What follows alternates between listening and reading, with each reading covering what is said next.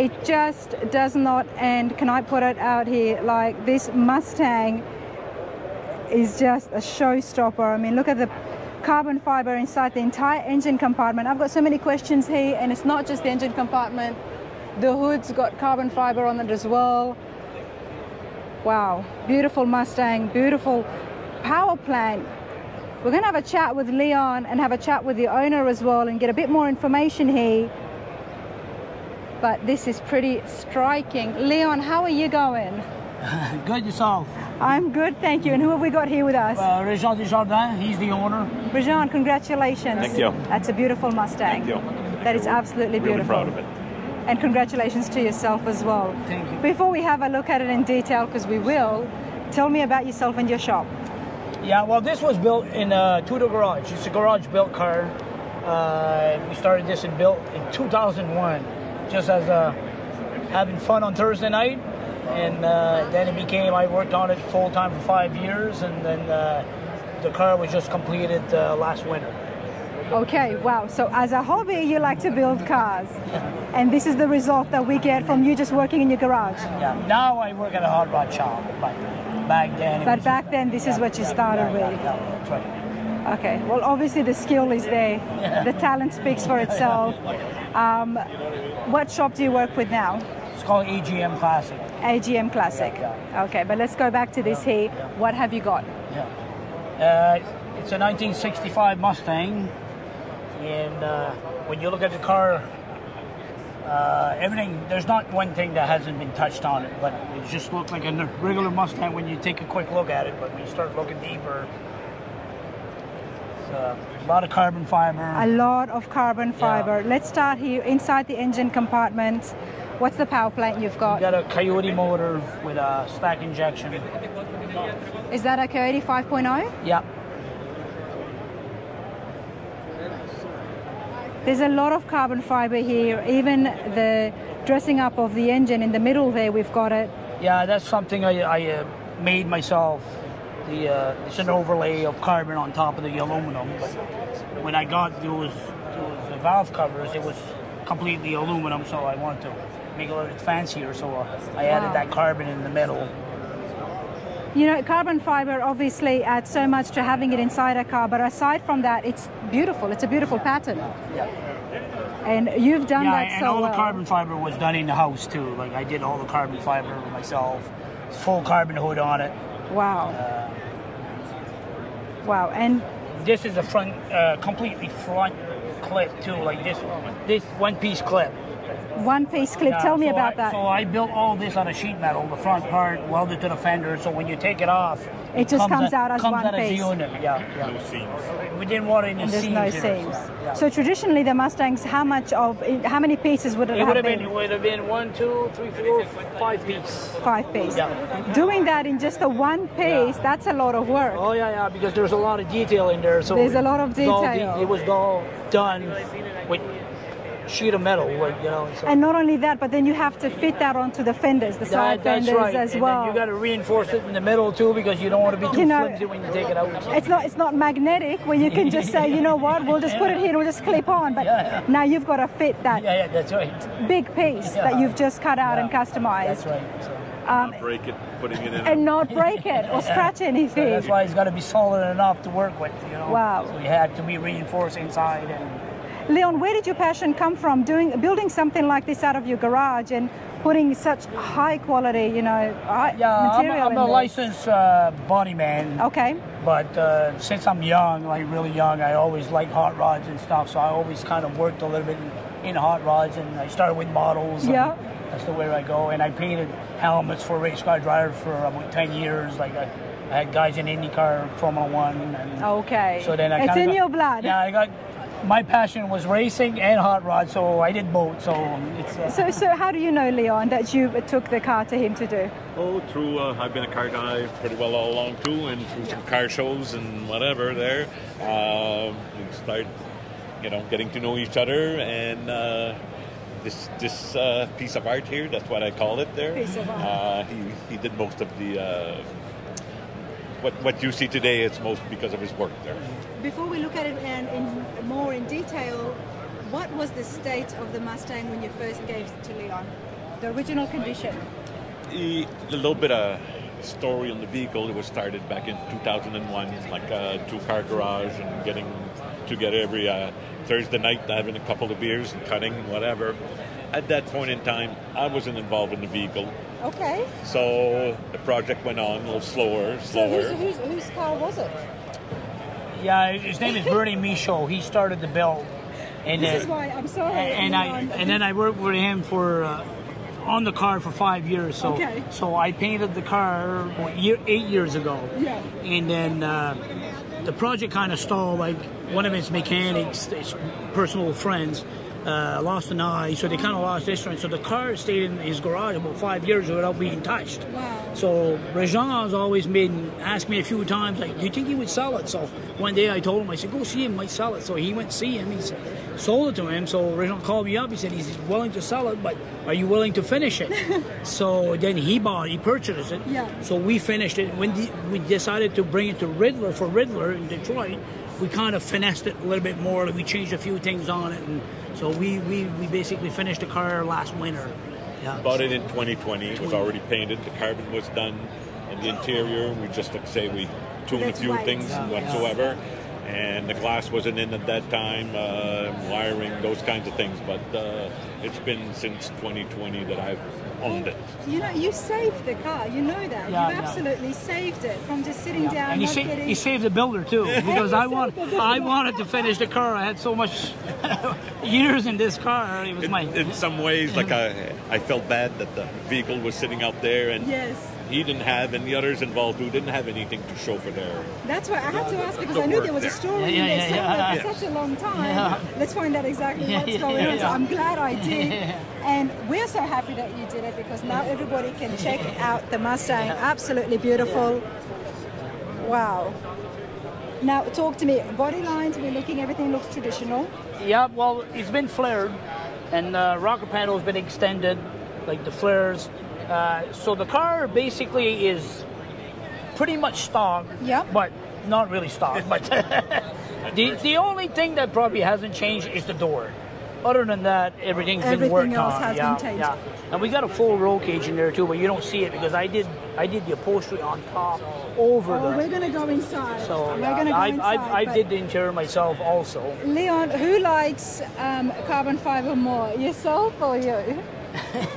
Well, I don't like it because it's pretty hitchy, but not only hitchy, it's to work with. To work with. So yeah, I can we just have a look here? The entire roof, just on the outside, to the windows and the trims. I want to touch your car. The trim that's around it. You know, it looks absolutely magnificent because the pattern, like I said, is very unique. Carbon fiber's got a unique pattern. We all know that. Combined with the white, and then you've got the grey. Yeah. It's been designed. And I don't know if you see the pattern in the middle. It's all in an angle with the roof matches. Like roof, tail panel, and the front splitter. Wow, absolutely wow. All done by hand. Wow. And every mold for the carbon fiber on this was all done by hand. There was no CNC machining or. Now tell me about that, because I have come across carbon fiber before, and there is a lot of machine work involved. But you do all of this by hand. Yeah, like all my countersink, all my molds were all done. I used a technique by hand, and it was all. Now we're going to stop and have a chat about this, because we've been talking about 3D machines, CNC machines. That's happening so much and making life so easy. But Leon, you're still doing it old school. Yep, that's right. And I got to compete against the other guy. And you've got to compete. Got all those machines. Now tell me, and basically sell it to me. Why are you still doing it by hand, and what is the difference that you find? Well, I find you can see more of the way the shapes are when you do it by hand. Like look at clay modeling, like you get the CNC machine, like the companies like Ford, GM, and at the end they still finish the final result with clay by hand. So I find you can just see the final product better when you do it by hand, because when you use it on the computer, well, you can see it, but you can't really visualize it as much. But reality, but it's a lot easier by machine for sure. But yes, maybe one day I'll have those machines. One day. But at the moment, you Yeah, like yeah, it yeah, because it's a lot more harder, but you might get even a better product. Yeah, you know? it's a bit more finesse. but it takes a lot more time. So. It would have taken a lot more time. There were so many parts involved in this, but it's They're everywhere. I mean, look at this sort of body, honestly. Wow. Absolutely wow. I did my own mirrors also in carbon fiber. Let's walk around here to the back. And the glass is pretty special on this. Like, it is. I need to find out what you've done here because that's not, that's very custom. It wasn't like that with the Mustang. No, I did that myself, yeah.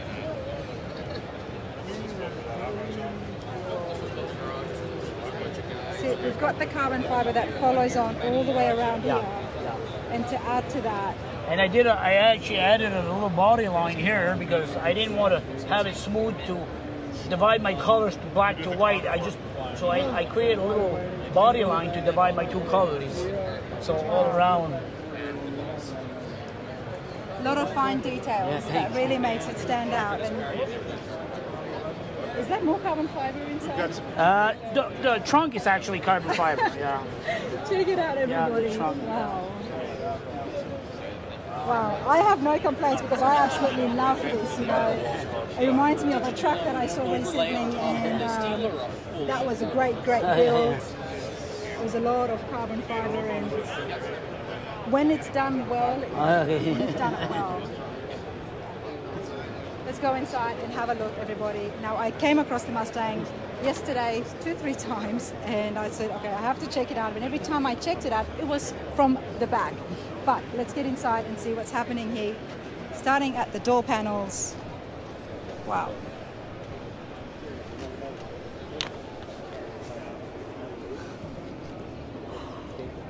Okay. Leon, talk to me. All those molds were done by hand also. You know, I really appreciate this, being able to see you and talk about things that is done by hand because I've been hearing so much about machine work. Yeah. Okay, wow. I'm going to say wow, and I'm going to have a look at it first before I show you guys. Okay, this is beautiful. This is absolutely beautiful. Let me put this in here. Wow. All right, everybody. The rear camera's on. You want the light on or not? Yes, please. Thank you. Wow, everybody, check this out. Look at my view. Jeez, no wonder I couldn't get around to your car. This is absolutely... Wow. All right, talk to me. First thing first, the gauges. I'm loving the gauges here. Yeah, Classic Instrument did the gauge for us. So we kind of designed it with them to have the GT427 logo in them. And then they machined the bezel for us to kind of told them what we wanted. To match the carbon fiber, yeah. They machined it for us. Wow. And these, again, are handmade, you were telling me. Yeah, the molds for the floor mats are handmade, and then they're vacuum formed after with rubber. Wow. Wow. So we got a GTO, we put a GTO dash and a console. The rest is all fiberglass panel that I made for it. And we got a full roll cage in this. That's why I had to do a... We've got the roll cage inside the headliner. Yeah, that's right. The roll cage would be inside of here. Wow. And go over here and then go back. Wow, check it out back here, everybody. Wow. So what do you plan to do with this Mustang? That's a good question. I would love to know. Or where do you plan to take it? Well, we got a couple more shows to go, and probably one of the last one is going to be the Barrett Jackson Cup in January. And after that, we'll see what you're going to race it? You've got the roll cage on and everything. It's light as anything. I don't have the heart to do it. But you have to tell me, with all this carbon fiber, how much does this weigh? Didn't you weigh it? 36, almost 3,700 pounds. A lot of carbon fiber. There's still a lot of fiberglass too. Yeah. Yes, but still 3,700 pounds. You still have got a 5.0 Coyote there, you know? Yeah. It's not supercharged, is it? No. Maybe something in the future. Yeah, well, we made it for the look more than the power, so... Well, it looks beautiful. It looks magnificent. let's have a look here once again. A long time it took, but you're very happy with this build. Oh, And every fastener on this car, Yeah. every fastener on the car is mostly titanium. So we got a lot of titanium bolts. You know, this is one of those cars where it's really timeless. that's the beauty I find of it there. It's absolutely timeless. Well, this car should have been finished 10 years ago, really, if the project wouldn't have stalled. Like, so I think this car would have been finished 10 years ago. It would have been even a higher achievement. So it's all good. We're in the mother's boot. That's probably the best boot you can be in. Tell me about the mother's boot. It's not easy to be here. No, it's not, because it's, I mean, Mike Goldman's custom, you know, he's right behind you as well. So tell me about the mother's booth. Oh, it's probably the most prestigious boot to be in at SEMA. So to be in here, I don't know how many cars have tried to be in here, and to be in here to be a nobody too. Like, we're just it's just a garage built car with a garage built car. Leon, you have to stop saying that. We're competing against the biggest guy in the world. You know, it's like, so it's pretty special. It's pretty special. We made a lot of friends. It's beautiful. A lot of good friends we made, like The Troy Chapani and Bobby Alloway and all those guys. You know, you can't buy that. Like, it's just the comment that you get from it. And this is all professional people, builders, whatsoever. And you know, how did you do this and how did you do that? But, well, you know, it's a testament, Leon, to you and your work. Thanks. You know, you seem very humble, but you know it is, because for what you've done here, and I've seen everybody admiring it and noticing it. Well done. Thank you very much. It's absolutely beautiful. I don't want to get out. The keys are in it. Let's go. I won't take him. It is your car, though. You might call the police on me. I don't even know how to start it. Because he's got that button there. It's pretty complicated to start. So we've got a start engine button and...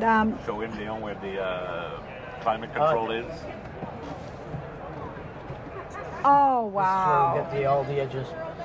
So this has got everything. He's got the rear view camera. He's got air conditioning, GPS, climate control.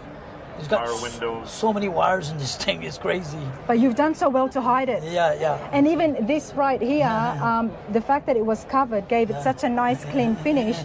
And then you take it off, and it's like, wow, so modern and digital. Everything underneath, engine bay, everywhere you look, it's all underneath. So we even have the... Wow. All clean. Everything works. Wow. And